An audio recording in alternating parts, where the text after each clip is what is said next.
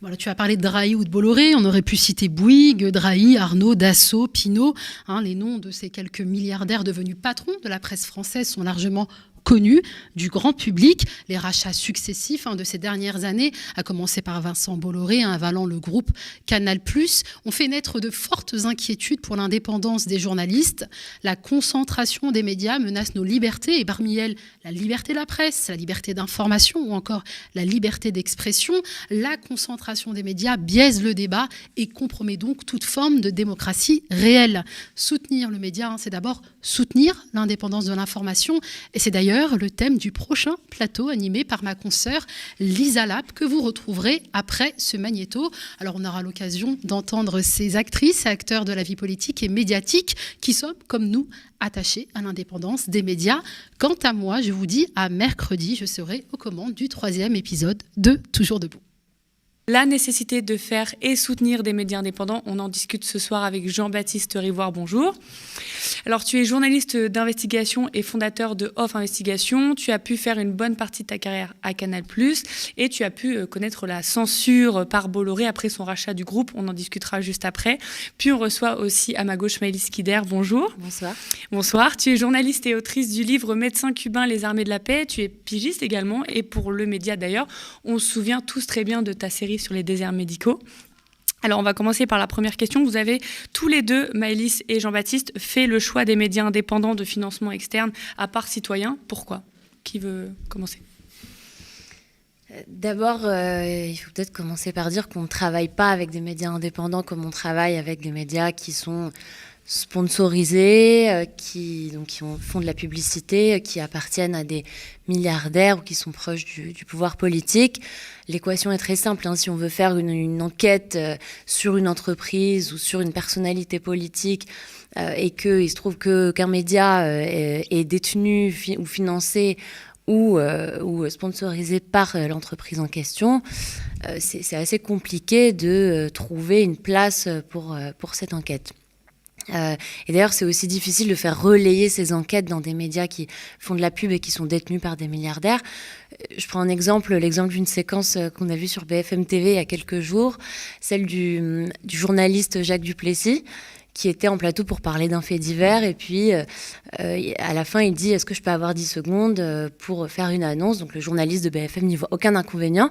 Et puis, quand il dit « Demain, sur notre site, donc sur un site indépendant, on lance une enquête sur Patrick Drahi et sur Altice. » Donc, les patrons de BFM, alors là, le journaliste devient blême et puis l'arrête net.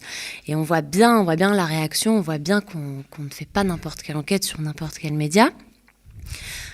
Et d'où l'utilité de médias qui ne se préoccupent pas de savoir si une entreprise a une manne financière trop importante pour enquêter dessus. Donc les médias indépendants, en l'occurrence, c'est leur rôle dans le paysage médiatique.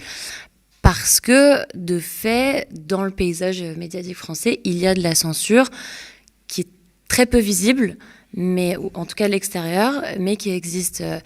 On peut prendre beaucoup d'exemples là aussi. Par exemple, celui très récent de Guillaume Meurice, qui a écrit un livre, donc le chroniqueur de France Inter, Guillaume Meurice, qui écrit un livre pour une maison d'édition qui s'appelle Le Robert, détenu par un groupe qui appartient à Vincent Bolloré. Or, le même Guillaume Meurice parle dans son livre de Vincent Bolloré, et puis, coup de théâtre, la publication est annulée. Donc son livre ne va pas sortir a priori. L'année dernière, j'ai pu enquêter aussi sur les réseaux féministes d'élite, on va dire, donc les grandes patronnes, etc. Et puis, en m'intéressant au magazine féminin, je me suis rendu compte, et puis j'ai parlé avec des journalistes qui m'ont donné qui ont partagé avec moi beaucoup d'expériences de censure. Alors, c'est une grande entreprise, on peut la citer puisque je la cite dans l'article, mais L'Oréal qui appelle pour retoquer un article, la SNCF qui est en pleine réforme de libéralisation du rail, commande des articles à un média en disant en échange on vous offre des billets de train gratuitement pour vos journalistes, pour vos déplacements, ou bien encore une cadre dans ce même média qui dit à une pigiste je ne peux pas publier de portrait d'Anne Méo, donc la grande communicante, parce que sinon je risquerais de me faire renvoyer. Donc voilà un petit peu à quoi on a affaire. C'est une censure qui est très insidieuse, que le public, les lecteurs, les auditeurs ne voient pas, et pourtant qui existe bel et bien dans les rédactions, d'où l'intérêt d'avoir des médias indépendants qui ont pour rôle de contourner ces formes de censure et de n'être rattachés à aucun patron, un peu comme le média, qui est une coopérative, vous le disiez tout à l'heure, mais qui ne peut pas être racheté après une sorte d'OPA d'un milliardaire ou d'un millionnaire qui viendrait dire « vous êtes en difficulté, tenez, je vous rachète, mais vous m'appartenez, donc je modifie la ligne éditoriale ». Donc voilà un petit peu, à mon sens, l'intérêt des médias indépendants. Justement, tu parles de censure. Jean-Baptiste, toi, tu l'as vu de tes propres yeux aussi. Est-ce que tu peux nous raconter un peu quand tu étais journaliste d'investigation à Canal+? Oui, Canal+ a été longtemps une chaîne privée relativement à part, parce qu'elle était financée massivement par ses abonnés. C'était un peu le premier Mediapart de la télé, et l'argent de la pub était très minoritaire. Et donc, pendant une période, on nous disait dans cette chaîne, vous pouvez y aller, vous pouvez enquêter, et de fait, on avait une certaine liberté. Après, les pressions politiques, ça existe quand même. Avant même Bolloré, il y a eu des pressions fortes des Chiraciens au début des années 2000. Puis Bolloré qui arrive en 2015 pour prendre finalement le contrôle de cette chaîne qui avait quand même été extrêmement impertinente, qui se moquait beaucoup de son ami politique Nicolas Sarkozy. Pendant des années, Sarkozy était furieux. Même quand il était président, il a tout fait pour taper des pieds par terre pour faire supprimer Canal+. Et puis, paradoxalement, il n'y est pas parvenu. Et finalement, c'est un coup d'État actionnarial de son meilleur ami, en gros, Vincent Bolloré, qui a permis de faire taire cette chaîne. Et effectivement, quand il a pris le contrôle de la chaîne Bolloré, un des premiers trucs qu'il a fait, c'est pas le seul, mais il a demandé qu'on ne diffuse pas une enquête sur les dérives d'une banque Crédit Mutuel dont le patron était un de ses copains. Et effectivement, en tant qu'actionnaire, il a eu le pouvoir de faire torpiller cette enquête. Alors heureusement, nos confrères ont réussi à la passer sur France 3, aux grandes dames de Vincent Bolloré. Et un mois après, il a décidé d'éradiquer les guignols de l'info. Donc en fait, ces grands intérêts industriels, il faut bien voir que ce n'est pas un accident, ce n'est pas un hasard. En fait, les puissants intérêts économiques, pour se développer, considèrent qu'ils ne peuvent pas le faire en réalité avec une information libre en face d'eux, parce qu'ils vont être contestés, fouillés, critiqués dans leur méthode. Et donc, ils ont pris le contrôle en 20 ans de 90% des marques d'information françaises. Ils ont besoin de contrôler l'information. Et le pire, c'est que depuis quelques années, ça se fait en lien direct avec les présidents de la République, qui sont soutenus par ces grands milliardaires, qui, de cette manière, ont une presse qui les embête pas trop. Donc finalement, tous les gens puissants y gagnent, sauf la population, quoi. C'est pour ça qu'on pense, du coup, tu as créé Off Investigation. Oui, c'est parce qu'à un moment donné, dans les chaînes privées, c'est mort. Dans les grands journaux où il y a un âge de devoir demander un financement, s'il vous plaît. Et je ne suis pas sûr que Macron va forcément tuer le service public, il veut le démanteler progressivement, mais surtout, il veut instaurer un rapport de force qui, pendant des années, va faire que, je pense qu'au sein de France Télévisions, toute personne qui voudra faire quelque chose un peu trop d'argent pour le pouvoir, on lui fera comprendre que tu comprends, comme il faut qu'on aille demander un budget l'année prochaine, c'est quand même pas super, on va perdre des emplois. Voilà, c'est aussi simple que ça. Donc c'est une pression constante que Sarkozy avait déjà instaurée il y a 15 ans en supprimant la pub, et que Macron est en train de parachever en supprimant la redevance. C'est quand même un festival, quoi. Donc il n'y a plus que les médias indépendants, finalement. Souvent, ça peut être difficile, quand on n'y connaît rien, de saisir pourquoi c'est si nécessaire de soutenir les médias indépendants. Alors Thomas, il nous a donné quelques éléments de réponse. On entend beaucoup aussi le mot citoyen. Pourquoi c'est un outil majeur pour la démocratie, selon toi, Maëlys, les médias indépendants ? Parce que la démocratie a besoin de contre-pouvoirs de plusieurs types, mais les médias en sont un. Et on voit bien que dans un pays comme la France, une démocratie, en tout cas ce qu'il en reste, on n'est pas épargné d'affaires de corruption, de conflits d'intérêts, d'attaques de notre système social. Et donc on a besoin très concrètement de véhiculer des informations sur ces faits-là, et puis d'enquêter dessus aussi. Et puis on voit bien d'ailleurs que le pouvoir a eu beaucoup de mal avec ça, et qu'il essaie de verrouiller un peu tous les canaux qui essaieraient de faire des révélations ou bien d'analyser la ligne politique de nos gouvernements. Je prends pour exemple les directives européennes sur le secret des affaires qui essaient d'empêcher des journalistes ou des lanceurs d'alerte d'enquêter et vraiment de révéler un petit peu les coulisses des agissements d'entreprises. même si celles-ci sont coupables d'atteinte à l'environnement, de maltraitance de leurs salariés ou autres. On l'a vu aussi avec la loi sécurité globale, le gouvernement a quand même essayé de faire interdire la publication de photos et de vidéos de policiers, alors qu'on sait bien qu'il existe des violences policières, alors qu'on sait bien que ce sont les images qui mènent à des poursuites, des enquêtes de l'IGPN et puis des poursuites éventuellement judiciaires. Et donc, pour la démocratie, c'est simplement fondamental de pouvoir s'intéresser, se pencher en détail, en profondeur sur ce que fait le pouvoir. Et toi, Jean-Baptiste, justement, ce lien démocratie-médias indépendants ? Oui, je crois qu'en fait, les injustices sociales très lourdes qui ont cours aujourd'hui en France ne peuvent tenir que grâce à une intense propagande. C'est-à-dire que je pense que s'il n'y a pas une forte propagande pour laver les cerveaux des gens au quotidien, le système s'écroule. Voilà. Donc, plus c'est injuste, plus il faut intoxiquer les cerveaux pour que ça tienne. Et c'est pour ça que les médias indépendants sont profondément subversifs et dérangeants pour ce système. C'est pour ça qu'on cherche à les discréditer, à les étouffer, etc. C'est pour ça aussi que les citoyens qui ne sont pas débiles voient bien que c'est là-dedans qu'il y aura un salut pour l'information en France. Voilà. Et cette propagande quotidienne est d'autant plus insupportable que beaucoup de gens ne savent pas forcément qui possède le journal ou la radio qu'ils sont en train d'écouter. C'est pas évident. C'est pas forcément très transparent. Et quand bien même on sait que c'est Bolloré, Arnaud ou Drahi qui possèdent le titre, on connaît encore moins la nature exacte des rapports entre ces gens et le pouvoir politique. Or, ces rapports sont absolument constants. Pour prendre quelques exemples, en 2017, quand Macron fait campagne, par exemple, le bras droit de Patrick Drahi, donc, qui possède BFM, Libé et l'Express, Bernard Mourad, banquier, va rejoindre la campagne d'Emmanuel Macron, et pas à n'importe quel poste, pour gérer le financement de la campagne de Macron. Bernard Arnault finance les écoles de Brigitte Macron en France. Il y en a 3. Sa fille habille Brigitte Macron. Ils sont un soutien constant de Brigitte Macron. Xavier Niel a soutenu Macron au plus fort de la révolte des Gilets jaunes quand les policiers tiraient dans les yeux des manifestants. Donc ces rapports entre eux et la présidence, ils sont extrêmement importants et ils sont très rarement mis en lumière puisqu'évidemment, ces gens-là contrôlent 90% des marques d'infos. Or, c'est absolument vital pour la démocratie ici qu'on sache quels sont les rapports d'intérêt, d'économie entre ces gens-là et le pouvoir, quoi. Quel bilan aujourd'hui, vous deux, vous feriez de la télévision française et est-ce que ça a évolué depuis quelques années ou non ? Je ne sais pas qui veut commencer. Moi, oui, ça a évolué. Pas en très bien. Enfin, je me souviens par exemple qu'il y a quelques années, quand Sarko était au pouvoir, il y avait des résistances, il y avait des contestations, il y avait de l'esprit critique, notamment à France Télévisions. Ça s'est quand même beaucoup atténué avec Macron. Le pouvoir, l'influence du pouvoir politique sur les journalistes de l'audiovisuel est quand même extrêmement forte.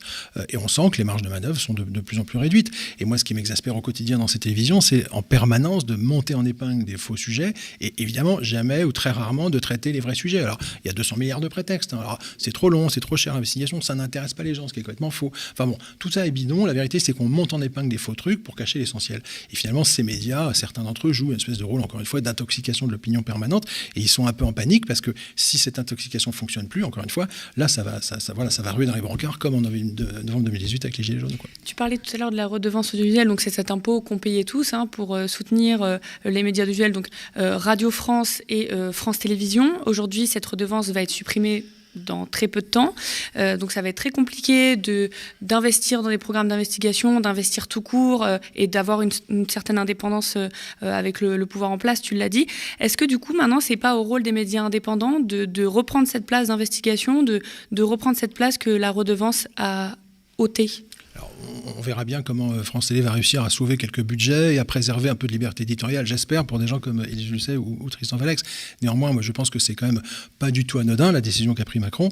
Et je précise en plus que même à l'époque de la redevance, donc encore il y a quelques mois, fallait pas rêver, on n'était pas dans un paradis quand même. Ça fait quand même plusieurs années que la pression politique fait que Delphine Ernotte a supprimé un certain nombre de documentaires qui pouvaient déranger le pouvoir, que le traitement de la révolte des Gilets jaunes était extrêmement contestable. Je crois qu'on les a traités avec des insultes sur les antennes du service public. Donc bon, la pression politique, elle se fait sentir depuis longtemps. Mais c'est vrai que cette réforme, où on leur enlève en gros une partie extrêmement importante de leur financement, ça les met en fragilité totale. Moi, je pense que ça devient absolument pas possible de continuer à... Parce que voilà, on peut se battre pour la redevance, mais alors à condition que le service public soit géré de manière démocratique, que les citoyens aient un droit de regard, que les patrons de France Télé ne soient pas nommés dans les couloirs du CSA en accord avec le président de la République, parce que tout le système de soi-disant indépendance, des systèmes de nomination et tout, c'est bidon. Je veux dire, on est dans un village Potemkin en France. La réalité, c'est que le président a un pouvoir extrêmement fort sur la nomination à France Télé, et ça, c'est une vraie gangrène, c'est un vrai problème démocratique qui ne date pas de la suppression de la redevance, ça fait longtemps. C'est pour ça que nous, on a voulu faire une coopérative, je reviens à nous, mais qu'on a voulu faire une coopérative où tout le monde peut prendre part à notre système d'information. D'ailleurs, on va écouter Nicolas Framont, qui est rédacteur en chef du média indépendant Frustration Magazine, qui a un petit message à nous faire passer. Est-ce que vous connaissez Rodolphe Saadé? C'est un milliardaire français dont la fortune est passée de 5 à 36 milliards et qui, pour fêter ça, a décidé de racheter le journal La Provence à Marseille, alors même qu'il est le premier employeur de la ville. La concentration médiatique, en fait, on la subit tous parce qu'on a de l'information de moins en moins fiable, de plus en plus biaisée, faite dans de plus en plus mauvaises conditions et qui permettent surtout pas à des avis divergents de s'exprimer. Aujourd'hui, le peuple peut comprendre et accepter, surtout dans un contexte où il y a énormément d'inflation et de baisse de pouvoir d'achat. Est-ce que les gens sont prêts à payer aujourd'hui pour l'information, de ton avis personnel? Est-ce qu'il y a des gens prêts à payer? Oui, parce qu'on a énormément de médias indépendants en France qui fonctionnent. Et d'ailleurs, je voudrais quand même souligner le travail de ces médias indépendants qui, malgré le fait qu'ils dépendent des abonnements et que donc ils n'aient pas les ressources financières d'autres médias plus grands et plus importants en termes financiers, les gens mettent de l'argent pour s'informer autrement, puisque on n'a plus vraiment le choix, en fait. Soit on est dans des médias de presse qui sont aussi payants, puisque de plus en plus de médias qui font de la pub mettent aussi en place des abonnements et puis des paywalls, donc des articles payants à l'article.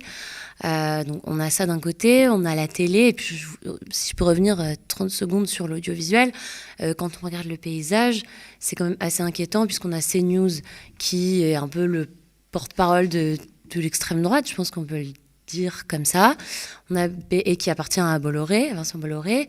On a BFM TV qui, pareil, est un groupe privé qui est plutôt la voix libérale, un peu plus proche de la Macronie.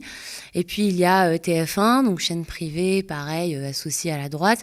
Et ensuite on a le service public qui a des émissions d'investigation assez solides et qui est en train qui pourrait vaciller, en tout cas si Emmanuel Macron met fin à la redevance.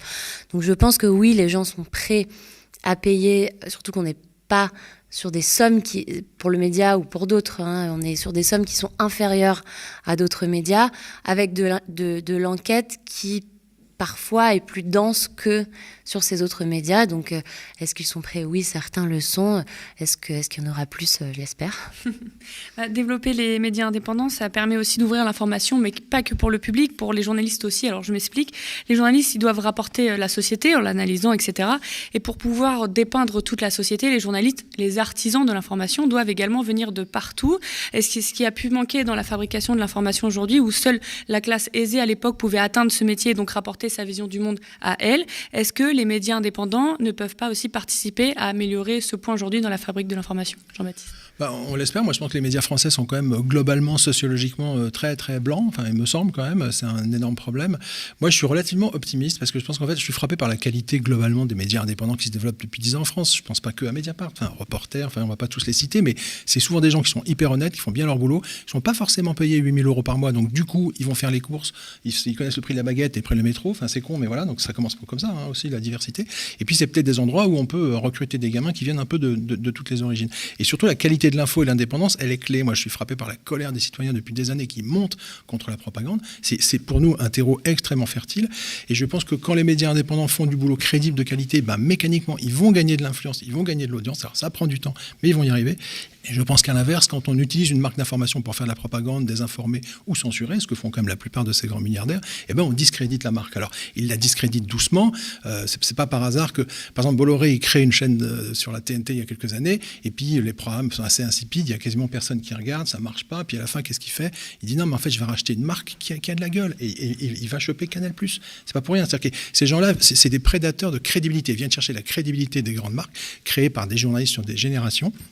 Et ils l'abîment en faisant de la propagande. Donc ils abîment ces marques. Donc au bout d'un moment, ils peuvent s'en débarrasser, les abîmer, les tuer. En revanche, les médias indépendants, ils sont sur une courbe différente, ascendante en termes de crédibilité. Donc ça va prendre du temps, mais moi je suis assez confiant.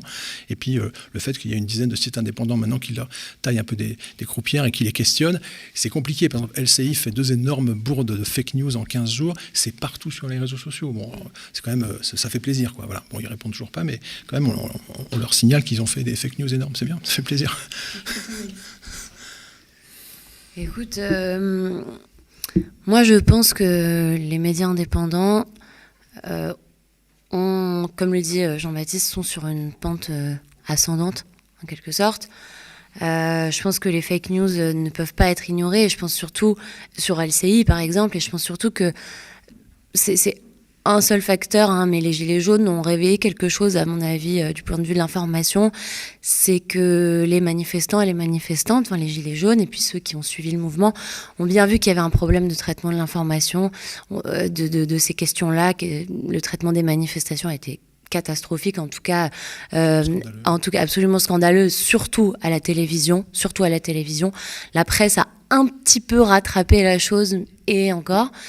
Mais ce qu'on a entendu à ce moment-là, c'était quand même qu'ils se servent de leurs armes, en parlant de la police envers les Gilets jaunes. Aux États-Unis, on leur aurait déjà tiré dessus. Ce sont des idiots.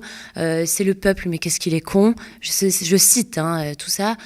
Donc je pense qu'il y a eu quelque chose qui s'est passé à ce moment-là. C'est vraiment ma perception des choses, qui fait qu'on ne peut plus ignorer cette sorte de scission entre les médias qui appartiennent aux milliardaires et les médias indépendants.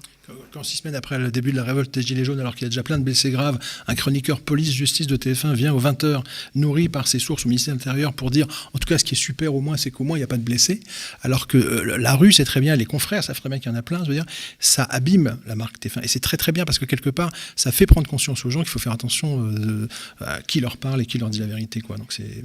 Et puis, beaucoup de journalistes ont aussi été blessés en manifestation. Donc c'était les reporters, même de ces chaînes-là, qui étaient présents avec des casques ou avec des brassards de presse et ont été touchés au flashball ou autre. Donc je pense que du point de vue des journalistes aussi, il y a eu une petite prise de conscience.